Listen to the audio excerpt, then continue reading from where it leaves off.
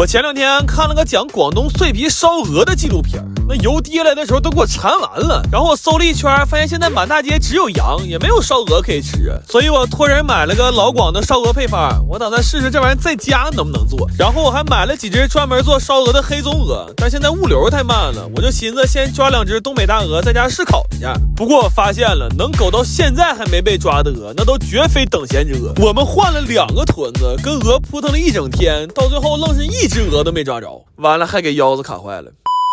后来这鹅到了，我们的腰还没好呢，但也不想等了，就开始按照配方做了。这烧鹅做一次才明白，为什么饭店能卖到600-700一只，在这整个的制作过程太复杂了，光这腌鹅的酱就得用到20多种调料。然后我发现这烧鹅和烤鸭差不多，最难的都是对温度和时间的把握。但我们这现在外面太冷了，就导致这炉子用起来温度非常不稳定，就这么烤出来的鹅，要不然就是里边没熟，要不然就是整只鹅在炉里直接烤着了。后来实在没招了，我们就把炉子搬屋里来了。在室温环境下，这个炉子上温就非常快了，大概也就用了3分钟吧，整个屋都他妈仙气飘飘了。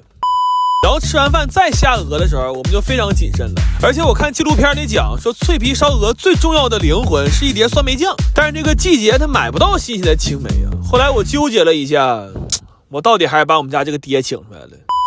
这酸梅酱熬完之后，现在多少还带了点酒香。然后这些鹅现在烧的也非常好了，就无论从颜色还是饱满度上来讲，看着还真有点饭店的感觉。尤其是剁鹅的时候，这油汪汪的一块一块，看着可太爽了。